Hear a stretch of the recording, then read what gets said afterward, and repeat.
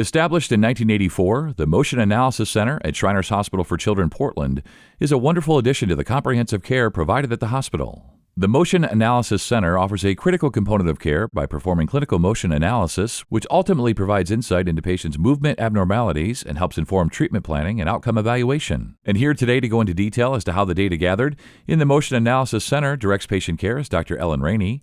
She's a pediatric orthopedic physician and president of the medical staff at Portland Shriners Hospital. Welcome to Healing Heroes PDX, the podcast series from the specialists at Shriners Hospital for Children in Portland. I'm Scott Webb. And Dr. Rainey, can you first start by describing what gait is and how gait abnormalities can impact a child? So gait is just simply how our bodies move when we walk. That's how we think about it. And, the human body is just so amazing. We perform all these complicated activities like walking without even thinking about them. So when you take steps, you follow a pattern, but every step you take is not exactly the same. So this helps us break it down. And if you think about it, like if you're listening to somebody walking down the hallway, especially somebody with high heels, you hear those heels ticking. That's because your heels always hit first. Right? That's the noise that you hear.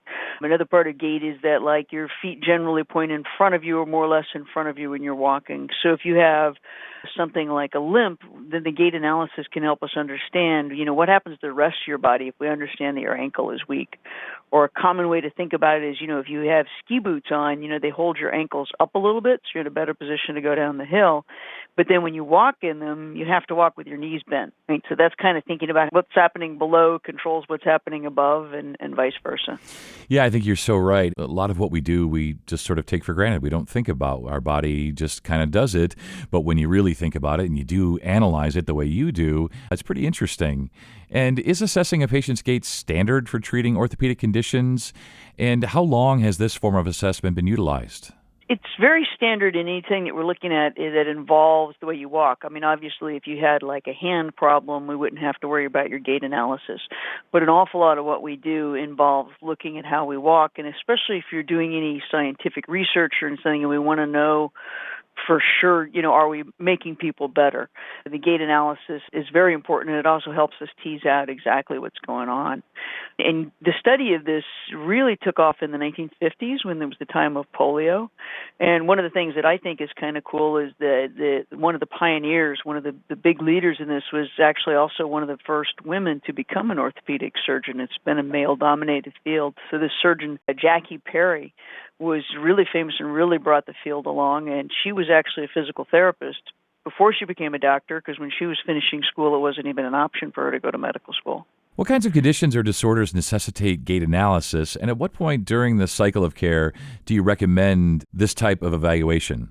Anything that interferes with the way you walk or is changing the way you walk would be somebody that we could look at with gait analysis. I mean, we wouldn't jump right to that. It would usually be like maybe when we're reaching a good decision point, like we've tried something small. And this wouldn't be, say, if you hurt your knee skiing, we wouldn't jump right to a gait analysis. But if you have a child that doesn't walk straight and we're trying to understand why, then gait analysis is a good thing to do, especially if we're reaching a treatment decision. We've tried something like maybe you've tried some exercise or some stretching, and now it's time to think, do we need to do something more? Then gait analysis can really help us decide that. That's interesting you mentioned skiing, and I was just thinking, is it more, a gait analysis is more for chronic conditions than acute? Yeah, I think that's a good way to look at it. If you just have an injury, or if you have a broken bone or a torn ligament, that's not something that we would be looking at a gait analysis for. It's more like if your legs aren't straight or one leg is longer than the other, or we have a lot of children that we care for that have cerebral palsy or, a generalized disturbance. So we're looking at that. And the way they walk. We're also seeing a lot of children right now who constantly walk on their tiptoes. They can't get their heels down to their ground. And the gait analysis helps us figure out, is this because, your tendon is too short? Is this because you have a balance issue or muscle spasticity? When you're analyzing a child's gait, what specifically are you looking for? We really look at many different parts of it, starting with how the feet hit the ground to what your ankles do and your knees hips, back, even your shoulders when you take a step. So if you think about it, if I were watching somebody walk in a hallway, I can usually watch them from the front or the back. It's pretty hard to watch them from the side. And the computer helps us do that. The computer can even look at, say you were looking from the top down and see where you are in that plane. So we're looking at, each of the joints, what they're doing. We can see what the muscles are doing. And then we can really be nerds. We can nerd out and look at the fancy stuff, from your physics class, where we're measuring the forces that are going across each joint. I love that. You can really nerd out, and I can picture that. I can picture, you and your team nerding out on some of this stuff. Yeah, right. Which is really cool. When a family's referred to the Motion Analysis Center, what can they expect during that appointment? What types of tests are conducted? Sure. Well, the schedulers would call the family to work out the best date and time to come in.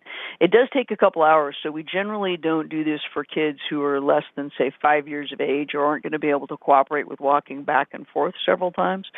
But we also start out, the physical therapist performs the examination just pretty much like the doctor does. They're going to see how much each joint moves and how strong you are. Push against my hand, or, can you stand on your tippy toes? And then the child walks back and forth in this designated path multiple times, and we take some videos, and then we put on little stickers on your bony prominences, like where your knee sticks out. Put stickers on there that the cameras attached to the computer can then see. And then that sends the information back to the computer that our engineers help us analyze, and that's how we come up with all of these angles and these measurements and the moments and the forces and all that nerd stuff. Yeah, and you see why it might be tough for younger kids to have the patience to do this for hours. That makes sense completely, especially as a parent.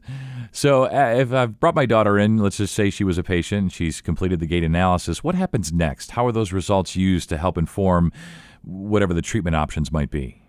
Sure. So after the staff has put all this information together on a report, you actually get multiple doctors' opinions rather than just the one who's going to see you when you bring your child in, because we get together at conferences every week, and we get a bunch of us together, and we look at each one of these reports together and go through them, again, one part at a time, and we look at the video, and we look at the forces and the graphs, and that helps get the opinion of what we should do. I mean, the recommendation might just be focusing on exercise or physical therapy, or sometimes it's reassuring just to know that what you might think of as a funny walk is really not a problem. It's variety in the way people come, like some of us are tall and some of us are short or light and dark, and that's a good thing. It's not like a problematic difference. But if we see a problematic difference, again, sometimes it would be a physical therapy, sometimes it's a bracing, or sometimes we even use that information to recommend a surgery.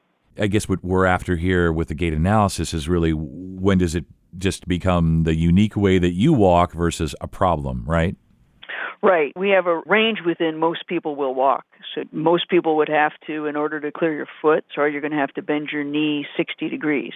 And if you bend your knee 40 degrees, it's not a problem. But if you're only bending it 30, and then we can see that your toe is dragging and you can't get your toe off the ground, then we can identify that as a problem. Yeah, definitely. So let's talk about the goals. What are the goals for patients that undergo gait analysis, and how do you ensure that those goals are met? Sure. We want everybody to have the best chance to do what they want to do in life, right? Whether that's running or playing or just being able to take a walk with your family and your friends and get some good exercise. So those would be the goal, to give each person the most functional way of being and doing what they want to do. And then we assure that the goals are met. If we recommend a change based on the gait analysis, say I recommend a brace or I recommend surgery, then after a period of time when you would have a chance to get used to that, you would come back and we would repeat it and we would say, okay, this is better. Or sometimes maybe this isn't better. Maybe that brace isn't really doing what we thought it was going to do. This is all very cool. When you and I were speaking off the air before we got started, I said I was really hoping to learn from you today, as I'm sure listeners are, and I definitely have. We get close to wrapping up here. Can you describe any other components of care that can assist a patient with gait abnormality? We mentioned physical therapy. We mentioned bracing. Sometimes it comes to surgery. Sometimes it's something as simple as a little lift in your shoe. And then sometimes some people will say, well, you actually walk much better with the crutches or a walker or something. So those are all things that we would look at.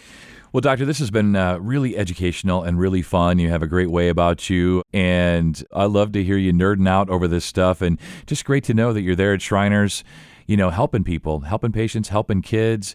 And as you say, if you want to go for a walk, you want to be a runner, you want to be an athlete, whatever you want to do, you're there to help, and appreciate your time. You stay well. All right. Thank you so much. It's good talking to you. For more information about care provided at Portland Shriners Hospital, please call 503-221-3422 or visit our website at portlandshrinershospital.org. And that concludes this episode of Healing Heroes PDX, the podcast series from the specialists at Shriners Hospital for Children. Head over to our website at portlandshrinershospital.org for more podcast episodes. I'm Scott Webb. Stay well.